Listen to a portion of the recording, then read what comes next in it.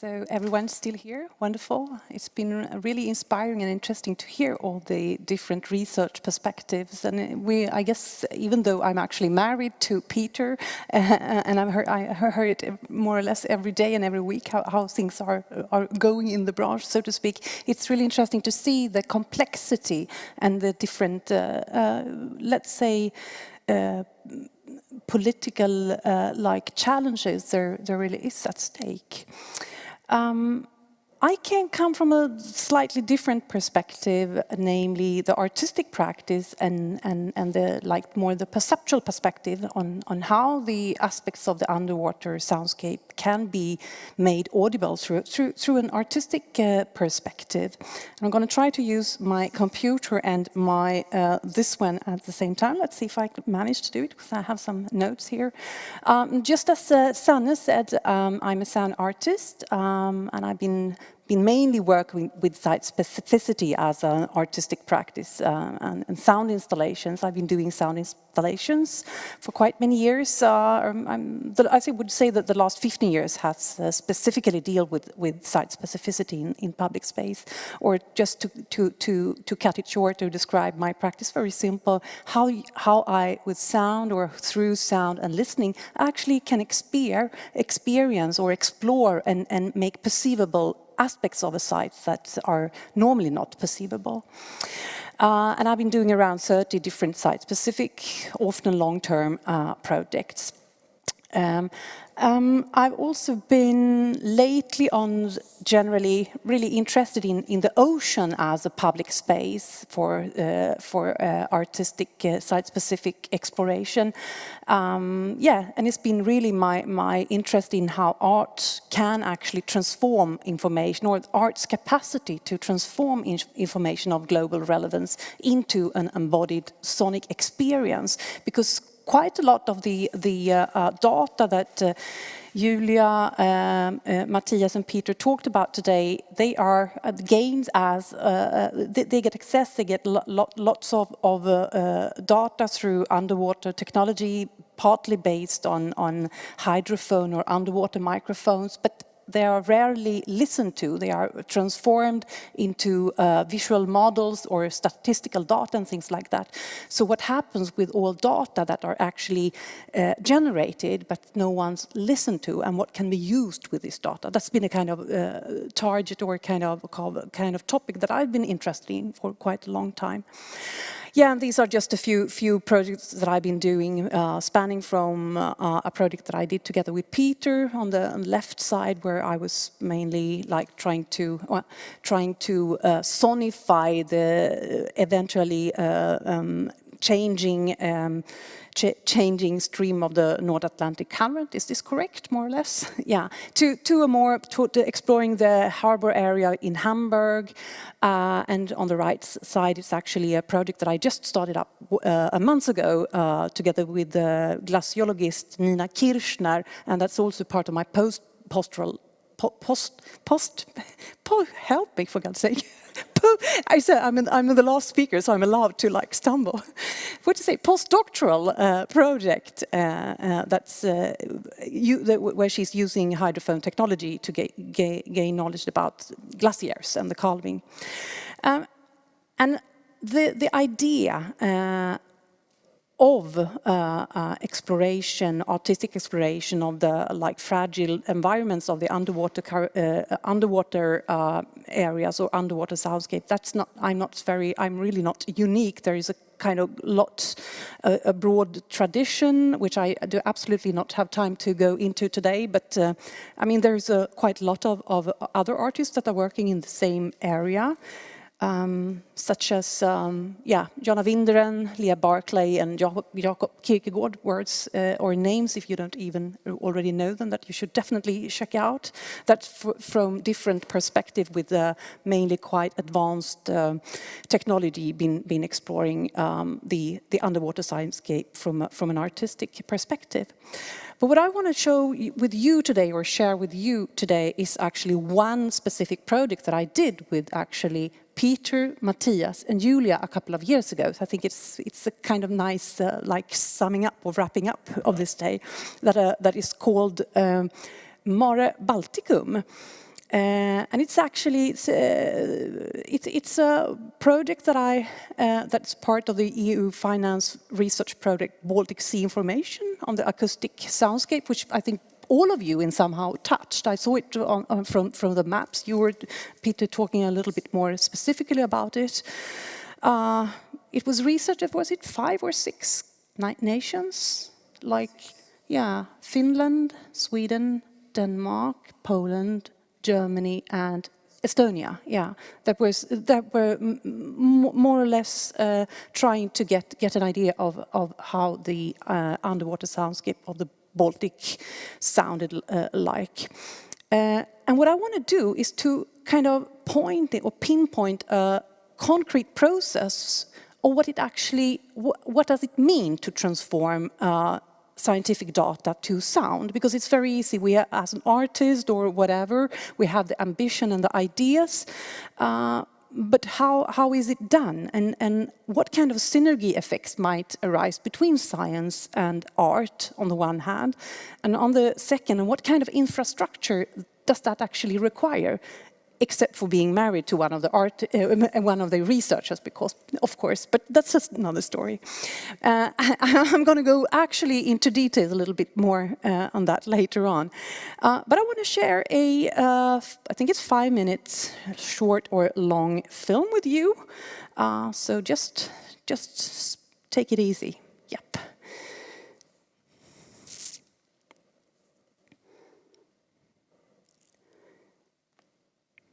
And don't worry, the sound will come in a little while.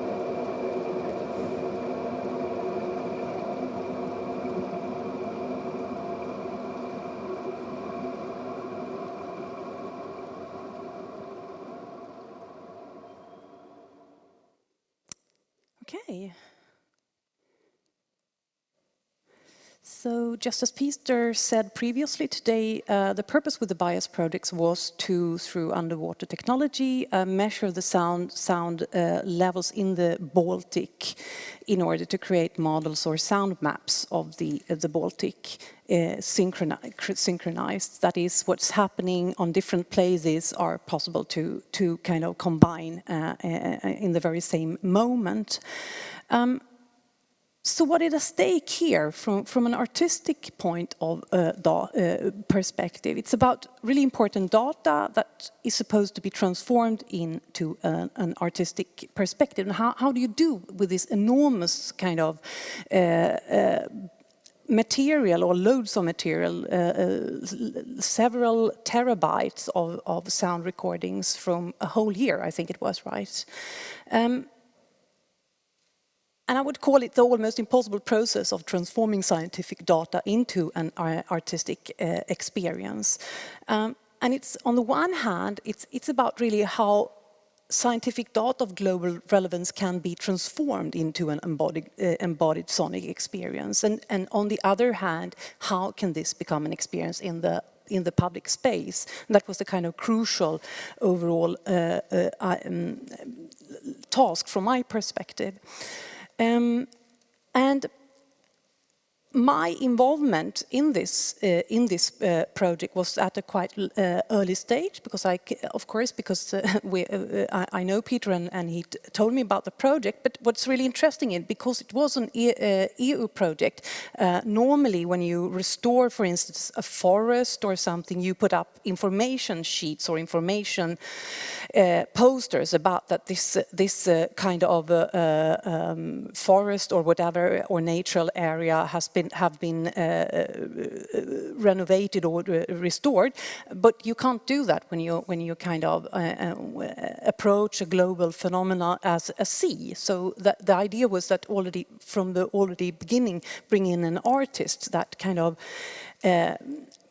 gets the possibility to get access to this huge material and kind of make it available for a broader audience in that sense. And if we look, I know that Peter showed this previously as well. It was on 38 different spots during 1 year. How do you do it? How do you what kind of selection do you do? Because it's such an enormous site, and the way, how do you transform it, and how do you, what kind of selection process do you have? In my case, I mean, there is as many possibilities that there are artists, I would say, but from my perspective, I started to scale it down into 8 or 12 different reasons, and I picked the material from every 15 minutes, every hour, 2 days in the month throughout the whole year, as the kind of basic material for the sound installation. And this is, of course, how do you make a kind of logical description of this kind of data, because it's around 1,700 hours of data that I was listening through. So basically, I made my own little notes where I tried to detect different kind of sound sources. This is, of course, totally, from a scientific point of view, totally non-scientific, but nevertheless it was working as a kind of methods of trying to order the huge bunch of material from these 12 different sites. Yellow material, for instance, yellow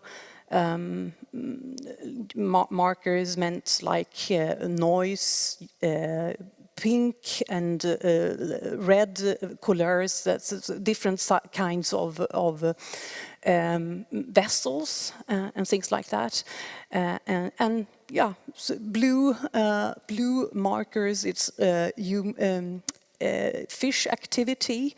And in that sense, I tried to create my own kind of archive. And this is the same spot in different months, so to speak, where you can see.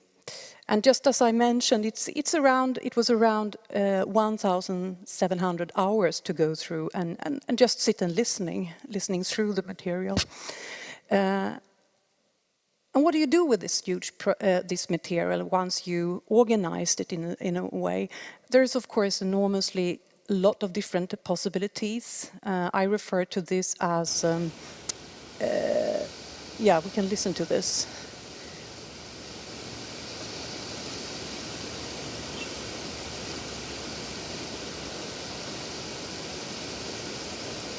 It won't be more sexy than this, so you can switch it off. This is more or less what I was sitting and listening through, listening to for many of those days. So it's basically white noise-based material with, I think what you heard was something quite active there. This is a sound sample from the south of Denmark, when you can hear the chain from an anchor or something like that for the trained ear. But of course, it's about trying to sit and detect possibilities in this kind of white, noisy ground material.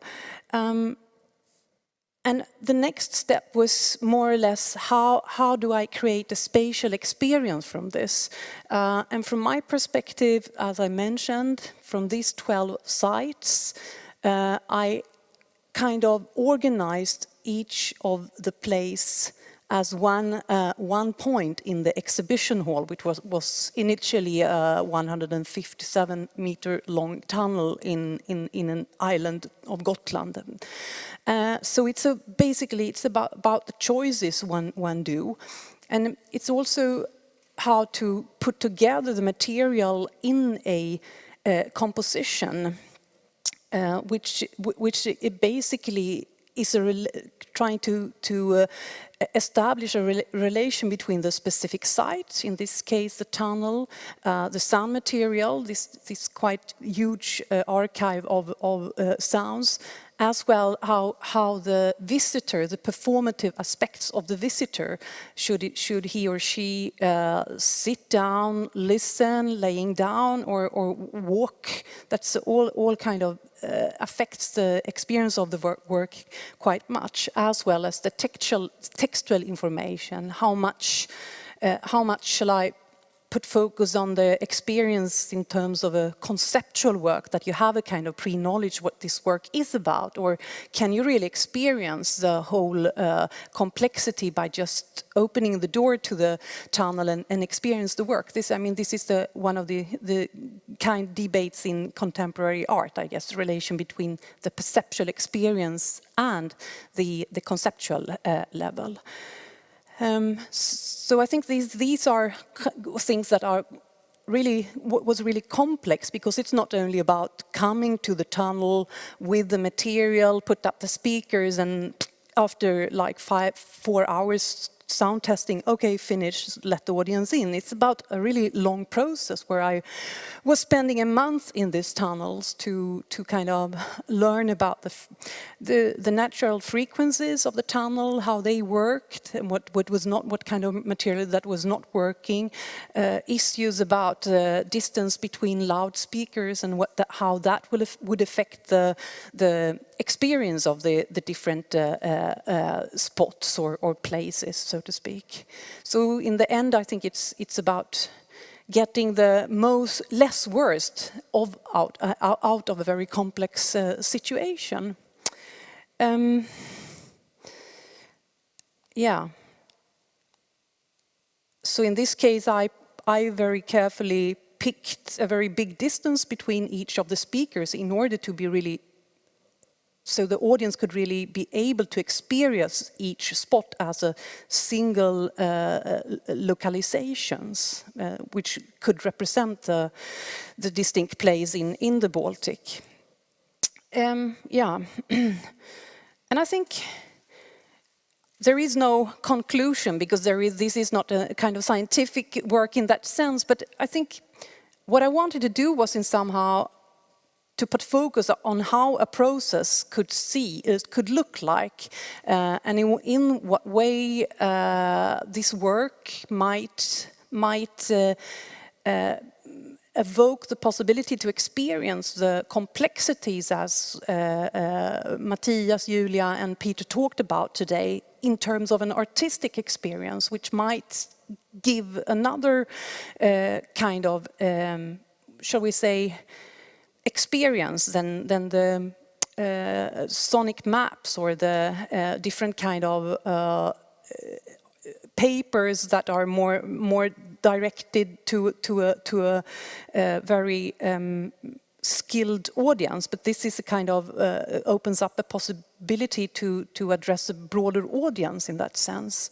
And it's of course not about that art should be a kind of instrument for a specific political purpose or anything. That's another discussion, I would say. But I think it might show the kind of synergies that is possible between science and art.